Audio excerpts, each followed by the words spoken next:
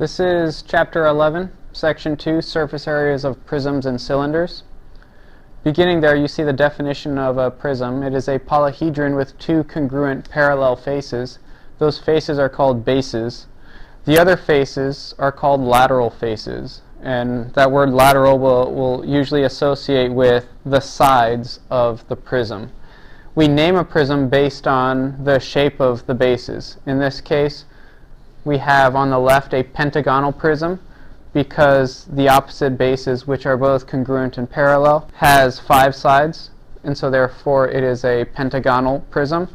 And on the right we have a triangular prism because the two bases are congruent parallel triangles. The height of the prism is the distance between its two bases.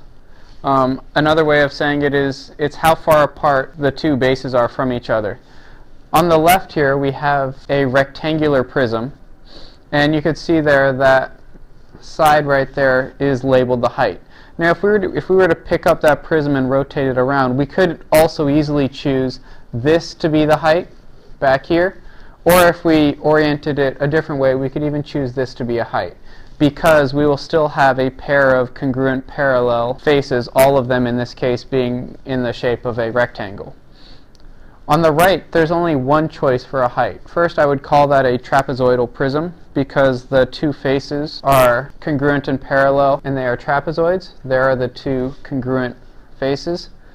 And so the sides, even though it's oriented sideways, the lateral sides, the distance from one face to the other face is going to be the height. And so there you'll see it. So whether that trapezoidal prism is stood up or laid down, that edge will always be the height.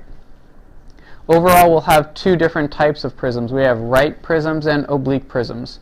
The key thing is the relationship between the lateral surfaces and the bases. If the lateral surfaces are at right angles to the bases, then it's going to be a right prism. Whereas on the right side here with oblique prisms, the lateral surfaces are not all at right angles to the bases. Another way of saying it is you'll see them be slanted. The lateral area of a prism is the sum of the area of the lateral faces. On this picture down here we have a rectangular prism. So if we call the top and the bottom the bases here, the lateral area will be the 4 sides going around. All right, those are 4 rectangles. Two pairs are congruent to each other. The surface area of a prism is the sum of the lateral area and the area of the bases. So if we want to find the surface area of a rectangular prism, we don't necessarily need to rely on a formula because we're already comfortable working with the area of a rectangle. If I focus on that front face, which is congruent to the back face, I'll see that I have a 5 centimeter side in addition to a 4 centimeter side. So that gives me the area of the front. That'll be this piece right here.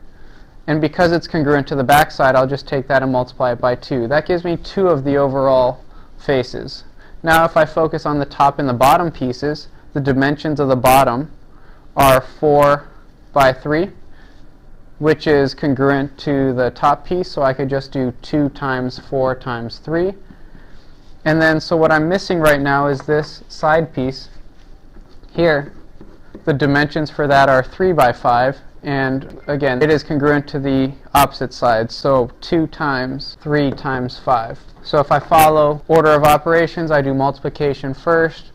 This will end up being 40 plus 24 plus 30. When I find the sum there, that'll give me 94. My units, since I'm dealing with centimeters and this is surface area, are always going to be units squared. So in this case I will say centimeters squared.